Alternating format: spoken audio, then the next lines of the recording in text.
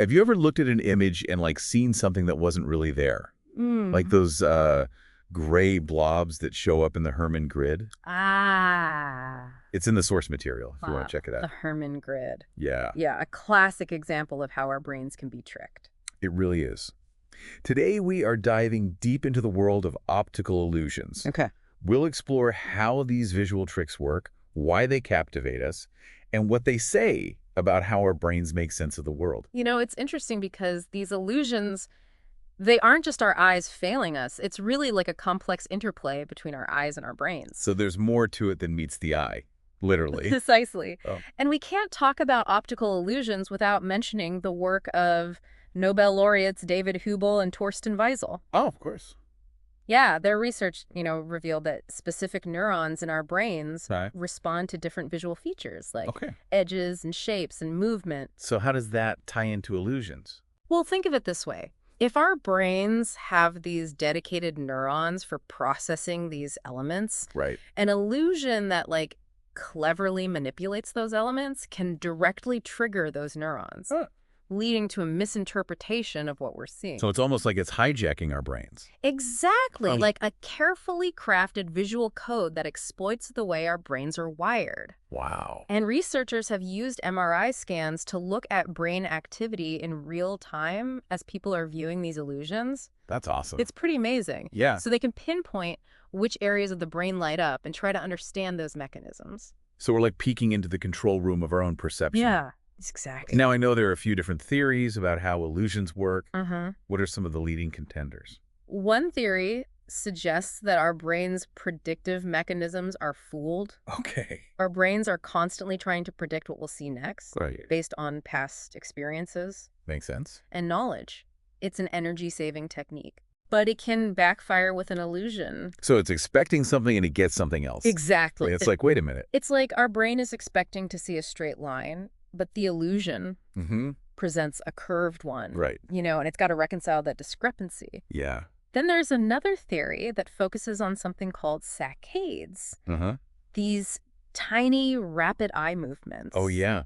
I remember reading about those tiny movements actually contribute to how we perceive motion in static images. Yeah. Like Yeah. the rotating snakes illusion. That one's in the source material too. Yes. It's fascinating, isn't it? It is. The image is perfectly still, but the way our eyes scan across those carefully arranged shapes, Yeah. it can create the illusion of movement. But if it's just our eyes moving, why do we perceive actual motion?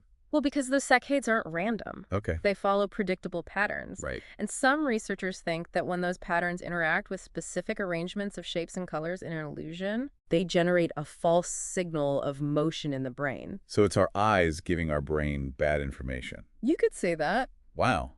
But it also makes you think, like, how much can we trust our own senses? Well, it really highlights that perception is an active process, Yeah. a collaboration between our sensory input and the brain's interpretation of that input. Interesting. And despite all the research, we haven't totally cracked the code. Right. There are many pieces of the puzzle still missing when it comes to understanding how we perceive the world. That's both fascinating and a little bit unsettling. Yeah. But I'm curious, is everyone equally susceptible to illusions?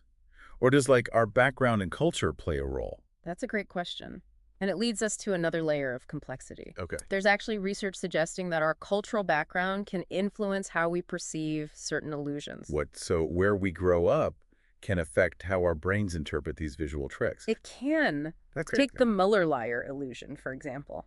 Two lines of the same length appear to be different lengths because of the arrows at their ends. Well, That one's in the source material, too. oh, cool. Studies have shown that people from different cultures perceive this illusion differently. So some people might see the lines as the same length, Precisely. even though they're not. Right. Wow. One theory is that in Western societies, we're constantly exposed to straight lines and geometric shapes in our environment. Sure. Buildings, roads, furniture. Yeah. This constant exposure might make us more susceptible to illusions that play with those geometric principles. That's fascinating. But isn't that kind of a chicken and egg thing? How do we know if it's the environment shaping our perception or if our brains are just wired differently based on our background? You've hit on a key point. Yeah. It's a complex interplay of nature and nurture. Yeah. And it's tough to disentangle the two completely. Hmm. Some argue there might be fundamental differences in how different cultures process visual information, while others believe it's primarily a matter of learned perception. So the debate is still going. Absolutely. It's one of the things that makes this field so intriguing. Right. There's always more to discover and debate. This is already blowing my mind. It's amazing how something as simple as an optical illusion can bring up such profound questions about how we see the world and how our brains work.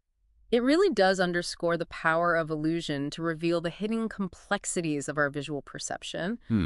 But the implications go beyond just amusement and scientific inquiry. Oh. In fact, illusions can have real-world applications, both beneficial and, in some cases, potentially disastrous. So there's more to this than just fun and games. Tell me more. Let's start with a positive example. Okay. In the field of medicine, illusions are being used to treat phantom limb pain. You mean like when someone who's lost a limb Yes. still feels pain Exactly. in the missing body part? A complex condition. Yeah. But one where illusion can offer some relief. There's this technique called mirror therapy that uses a simple mirror to create a visual trick. Okay. How does that work? The patient positions their existing limb, Okay. say their right arm, in front of a mirror. Okay. The reflection creates the illusion that their missing left arm is actually present. Oh, wow. Then they perform movements with their right arm while observing the reflection, Okay. tricking their brain into believing that both arms are moving. So even though they know it's not their real arm, Right. their brain is responding to it. That's the incredible thing. Yeah. And it can actually reduce pain signals. Wow, that's amazing. Yeah. It really shows how illusions can be used for good. Yeah. But you said there was like a darker side too. Sadly, yes. Okay. While mirror therapy shows the positive power of illusions, there are times when they can have negative consequences. Some historians think that an optical illusion may have played a role in the sinking of the Titanic. Really? How could an illusion contribute to something like that? It all comes down to extreme weather conditions and a phenomenon called superrefraction, Okay. where light bends in unusual ways due to atmospheric conditions. Right. On that night, the air was exceptionally cold and calm, Okay. creating a perfect environment for superrefraction. So the way light was bending Yes, could have distorted what people were seeing. exactly. It's thought that superrefraction that night might have obscured the iceberg from the Titanic Wow. and also made the Titanic itself harder to spot by nearby ships, Oh, wow. creating a visual blind spot. That's a chilling thought. It is. Makes you wonder how many other accidents or mishaps could be attributed to these kinds of illusions. Yeah, it's a sobering reminder that even in a world dominated by technology, we're still susceptible to the tricks that light and our own perception can play on us.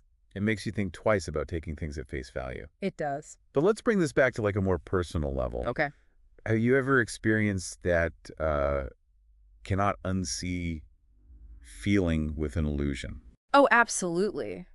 Once you learn the trick behind an illusion, it's nearly impossible to go back to seeing it the way you did before. Right. It's like your brain is saying, Yeah. I've figured it out. Yeah. No going back. But why does that happen? Why can't we just unknow what we learned about the illusion? Well, it has to do with how our brains prioritize information. Okay. Once we learn the truth behind an illusion, our brains tend to give that prior knowledge more weight. Okay. And they combine that knowledge with the visual cues, Uh-huh. making it tough to revert to the initial perception. So we're basically stuck. Pretty much. And it really shows that our brains are not passive receivers of information. Right. They're actively interpreting and constructing our reality. Based on what we know Yes. and what we see. It's a constant dance between perception and cognition. It's really amazing how something as simple as an optical illusion can unlock such deep insights into how our minds work. Are we ever really seeing the world as it truly is?